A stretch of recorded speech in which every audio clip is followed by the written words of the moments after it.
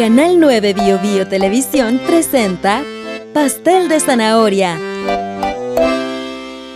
¿Cómo están? Qué gusto saludarlos. Bienvenidos a un nuevo Pastel de Zanahoria por las pantallas de Canal 9 Bio Bio Televisión. El pasado 15 de octubre, la literatura chilena, las letras estaban de luto porque fallecía un destacado escritor nacional, Premio Nacional de Literatura, Antonio Skármeta. Y queremos rendir un homenaje pequeño desde este lugar muy humilde que es el Pastel de Zanahoria, pero hablar acerca de su trabajo, contar algunas anécdotas también. Es un hombre que estuvo muy vinculado a la televisión. De alguna manera espacios como este le rinden homenaje a diario. Por eso hemos querido invitar a un amigo ya de nuestro programa, Francisco Bañados. ¿Cómo estás? Muy bien, Edith, muy contento de estar aquí, aunque debo decir que... ¿Qué cosa? ¿Te quieres ir? No, pero yo estoy como asumiendo un rol de el lector de obituarios. ¿Sabes? Porque algo cuando se muere alguien, cuando se muere el escritor, me toca. Pero es un arte muy bonito el escribir epitafios. ¿Sabes? Tiene un libro maravilloso, nuestro escritor, profesor de la Universidad de Concepción, Andrés Gallardo, tiene un libro maravilloso sobre los obituarios y los epitafios. Es un arte. Pero vamos a buscar una próxima instancia para hablar de alguien vivo. De todas maneras. No, pero también, o sea, mira, estas instancias son excelentes porque finalmente no es solamente hablar de ellos porque murieron, sino que también celebrar su vida, y su obra que finalmente alegró y le dio vigor y le dio contrastes, ¿no es cierto?, a la vida de sus lectores, porque finalmente eso es lo que uno hace cuando lee, queda con algo de eso y algo te provoca, algo te hace sentido y algo te hace vivir las cosas de una manera, vivenciarlas de una manera distinta, y eso también lo tiene Antonio Skármeta. Es una voz muy vinculada con Ardiente Paciencia, es probablemente su obra más reconocida, no solamente acá en nuestro país. Ya vamos a hablar de ella, pero tiene una cantidad de ramificaciones, hasta hay una ópera, Il Postino, de Daniel Catán, un compositor mexicano que se presentó acá en Chile con Plácido Domingo como Pablo Neruda. O sea, es un poco para dimensionar a lo que llegó esa obra en particular. Pero acá estamos hablando de alguien que empezó mucho antes que eso, muy jovencito, que fue una voz también bien importante en la época de la Unidad Popular, en la dictadura, que relató un Chile a través de cuentos. Bien interesante, un Chile muy de barrio, ¿no? Un Chile muy de la calle. Sí, tiene esa cosa particular, y además Skármeta, que es un hombre nacido en el norte, en Antofagasta, ¿verdad?, en 1940, que como tantos otros, ¿no es cierto?, empieza a hacer su vida, se va a la capital a estudiar, estudia filosofía, se empieza a vincular con las humanidades, con el ambiente intelectual tan bullante de la época, y se ve él como la generación inmediata cuando, después del boom, ¿verdad?, después de los autores, después de este boom latinoamericano, donde comienza a agarrar fuerza como masa crítica literaria Latinoamérica, ¿no es cierto? Después, las letras por estos lados. Así es, porque empieza a consolidarse, por supuesto, Vargas Llosa, García Márquez, Borges, Cortázar, nuestro José Donoso, y la generación de antes, que era en Chile la generación de los poetas, Vicente Huidobro, Pablo Neruda, Gabriela Mistral, por supuesto, Pablo de Roca, y es un poco heredero de eso, a través o sea, con esta nueva generación que empieza a moldarse a eso y a creerse un poquito más el cuento también de que a lo mejor sus libros pueden llegar a tener una difusión algo mayor, ¿no es cierto?, que es lo que estaba pasando con el boom, que en el boom no es que fueran tantos los autores chilenos que lograron meterse en eso, de hecho Donoso y en menor medida Jorge Edwards tal vez, pero comienza a haber cierta expectación de lo que uno escribe puede tener un impacto no solo a nivel de elite, sino que también a un público más amplio, y pasar a formar parte, ¿no es cierto?, de alguna manera del inconsciente colectivo, y yo creo que Skármeta tiene alguna conciencia de eso en sus primeros cuentos de los años 60 y después con su consolidación que viene probablemente después del exilio, ¿no es cierto?, su experiencia en Alemania.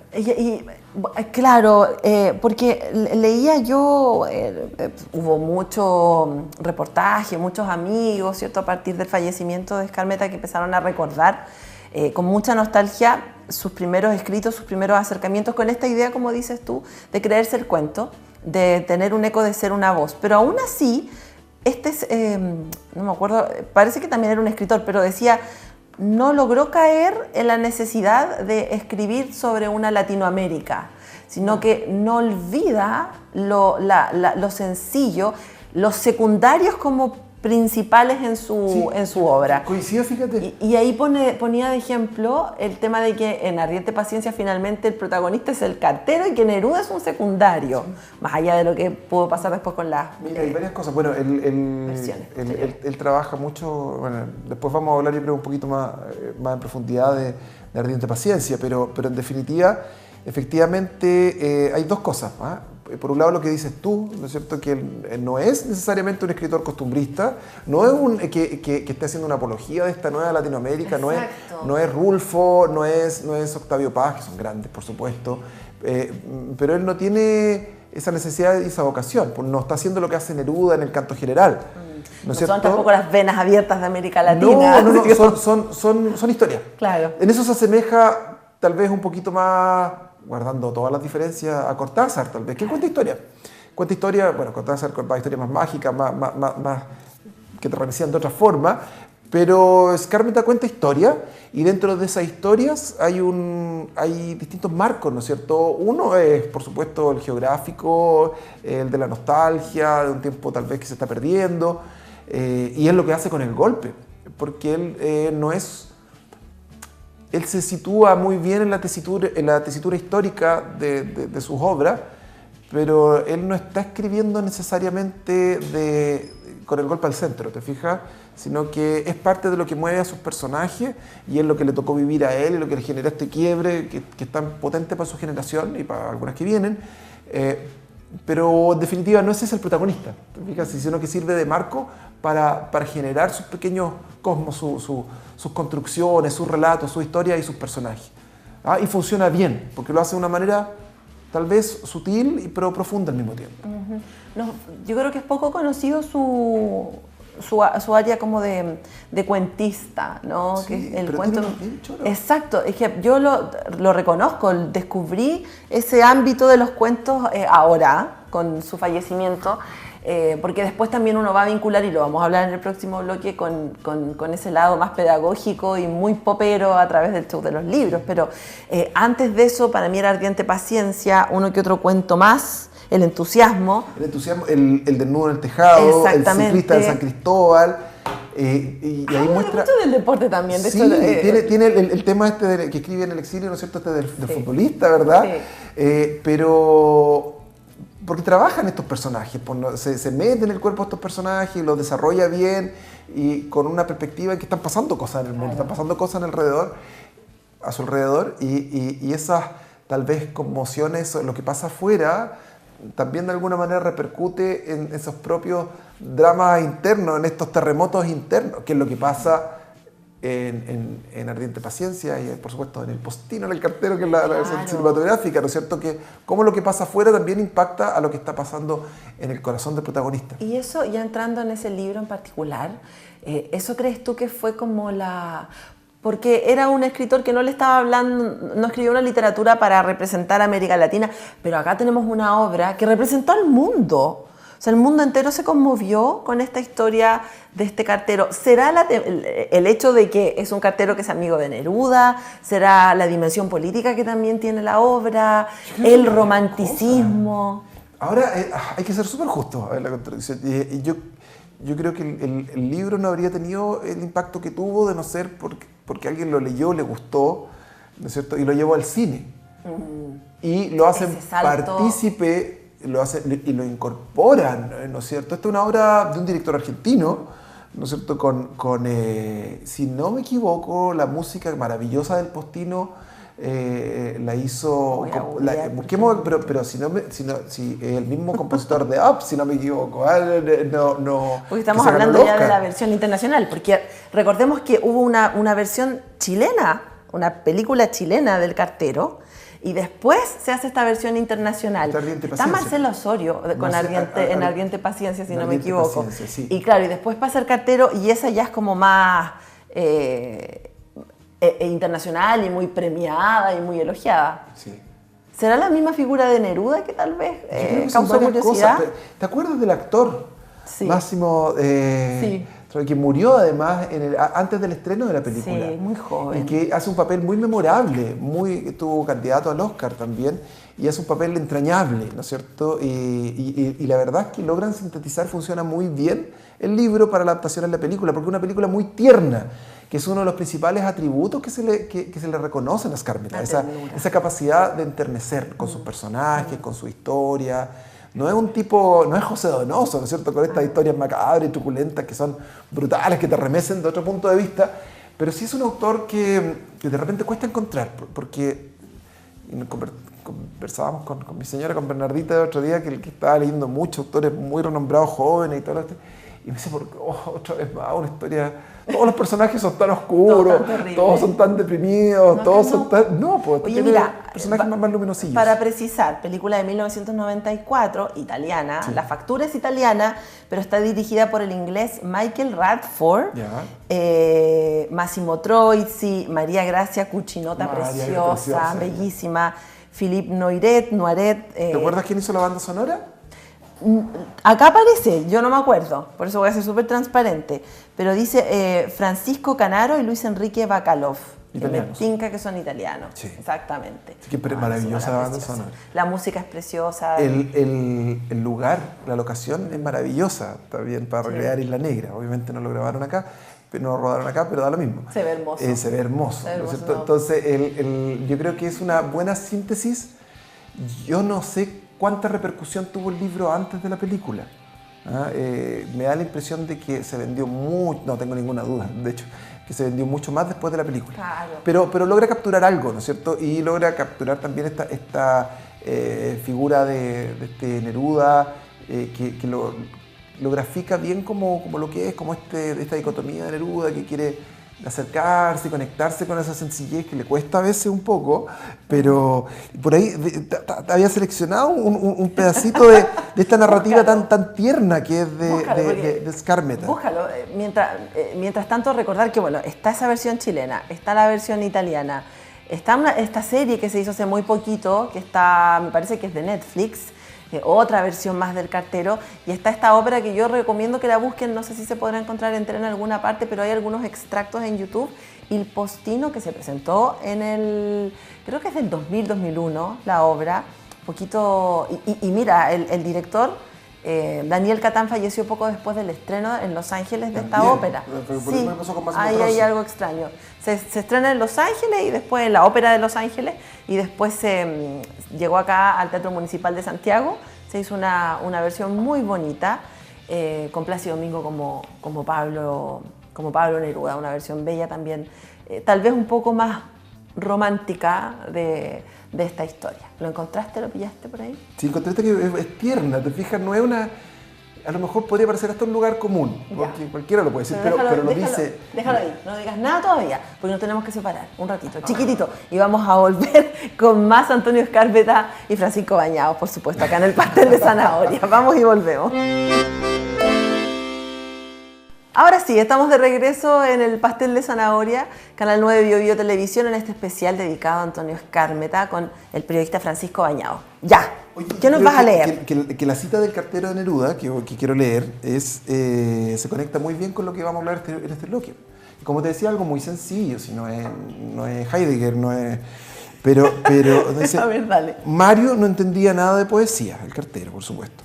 Pero aquel verano comenzó a pensar que era la única cosa verdadera que existía en el mundo, en relación a esta amistad que traba con Neruda y que él le da, recordemos, ¿no es cierto?, que se trata de que Neruda le empieza a dar consejos como una especie de Cyrano de Bergerac. Claro, ¿no? Empieza a dar consejos para seducir, seducir es una palabra que está, mejor no usarla, no hay pisco sour. Impresionar. Impresionar. Lo que hace es que seducir, pero en el buen sentido. Sensibilizar, acercarse, enamorarla, de alguna manera, o sea, mostrarla, pero es un ejercicio de seducción a través del lenguaje, ¿no es cierto? Sin duda, a través de ¿no es cierto?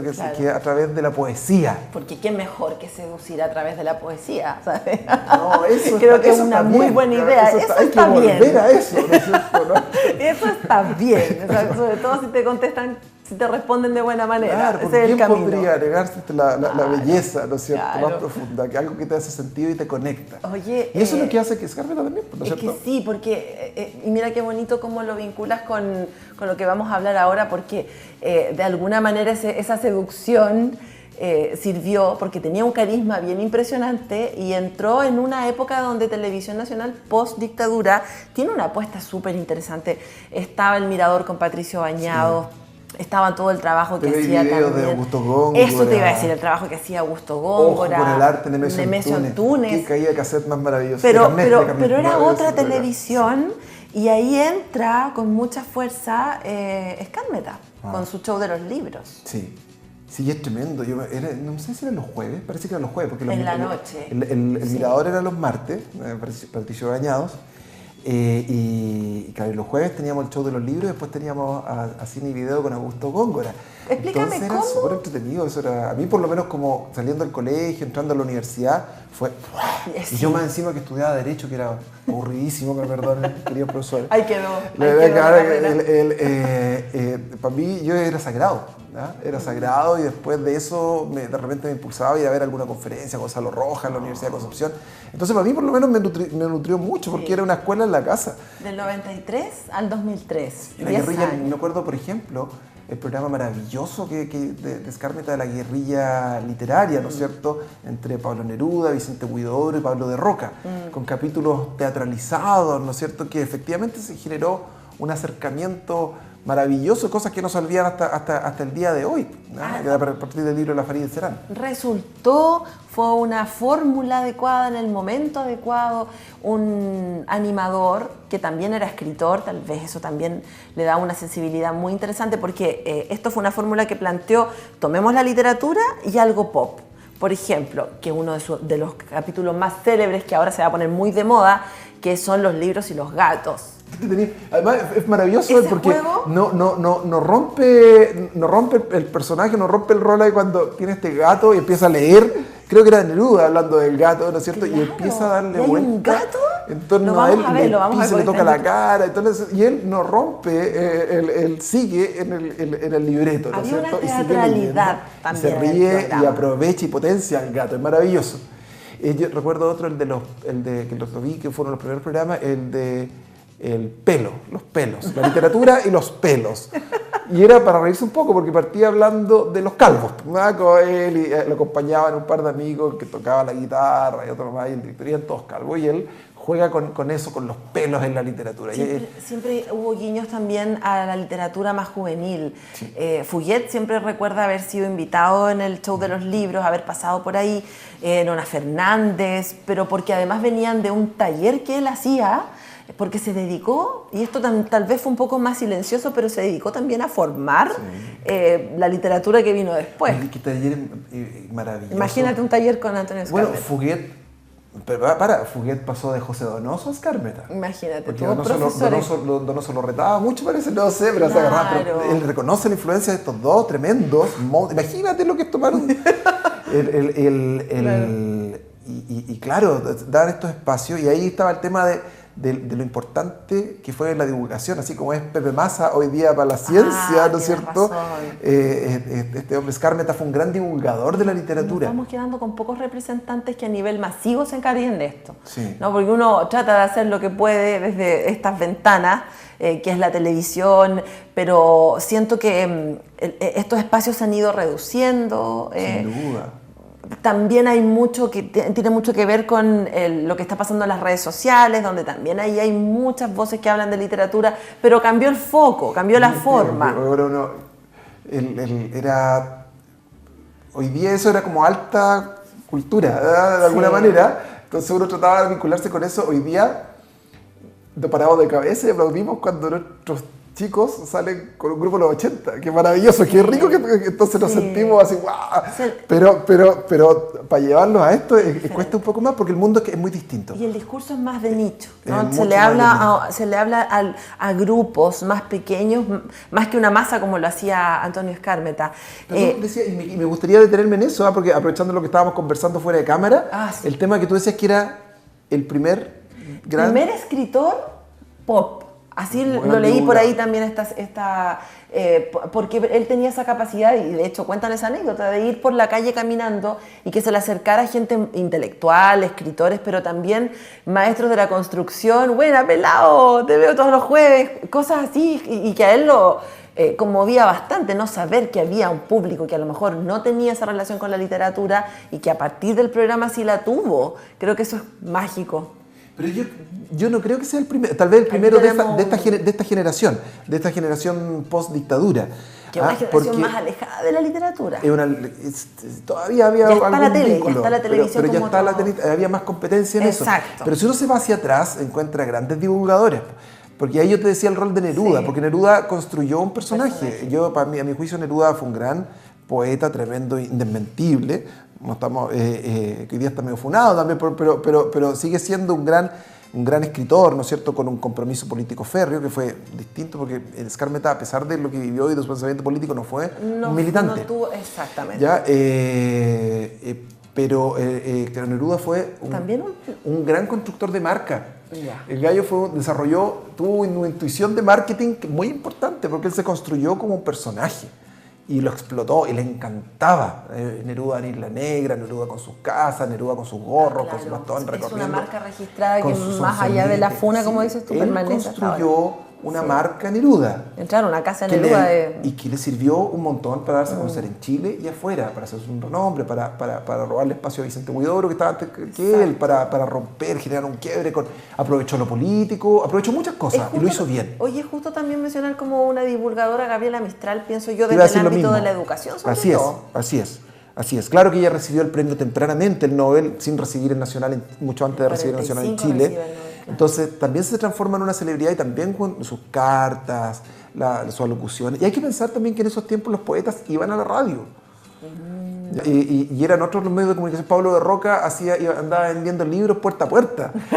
Entonces eran otras formas de vincularse. Claro. Antes de la comunicación, o sea, la comunicación de masas por supuesto que estaba, pero nuestro Chile era otro también. Claro, pero en su generación, y claro, para ser justos con esta consigna que leí por ahí, en los 90 íbamos directo al precipicio de la ignorancia, si no fuera por lo que hizo, creo yo. Bueno, y también Canal 13 tenía lo suyo, ¿te acuerdas de Jorge Dam? Con la ópera, con los dibujos, con el Creaciones. Hay nombres que se preocuparon de que en la casa, en regiones, en mi caso, uno pudiera encontrarse con el arte a través de la televisión. ¿Te acuerdas que habían espacios para la pintura, también cortitos, pero habían para la plástica? Yo tengo y eso, hoy día no hay un rol, no hay un rol público, ese rol de lo público, de esa necesidad. Pero sí, efectivamente, lo que hace él es remesa un poquito, porque fue lo que, no sé a qué el nivel de impacto, pero sin duda.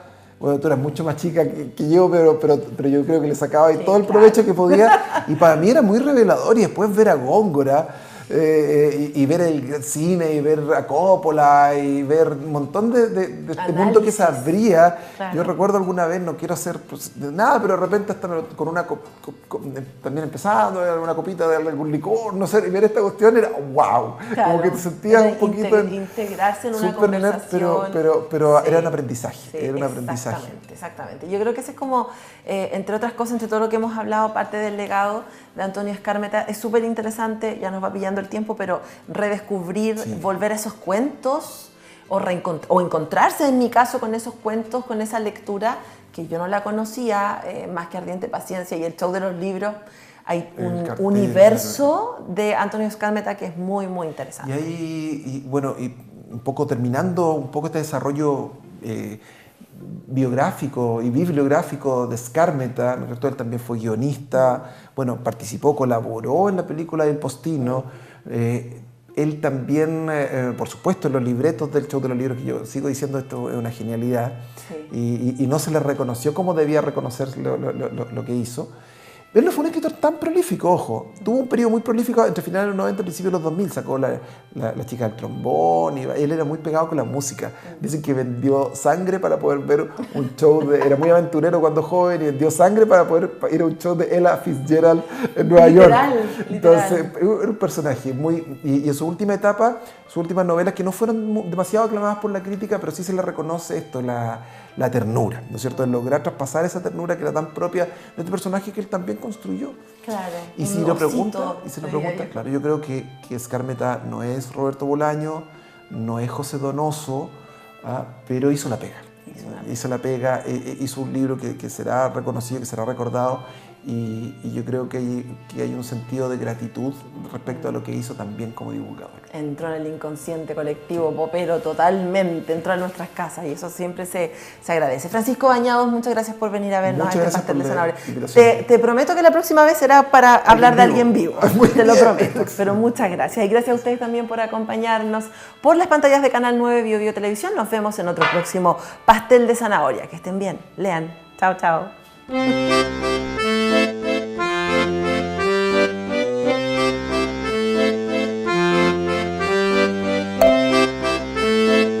Canal 9 Bio Televisión presentó Pastel de Zanahoria.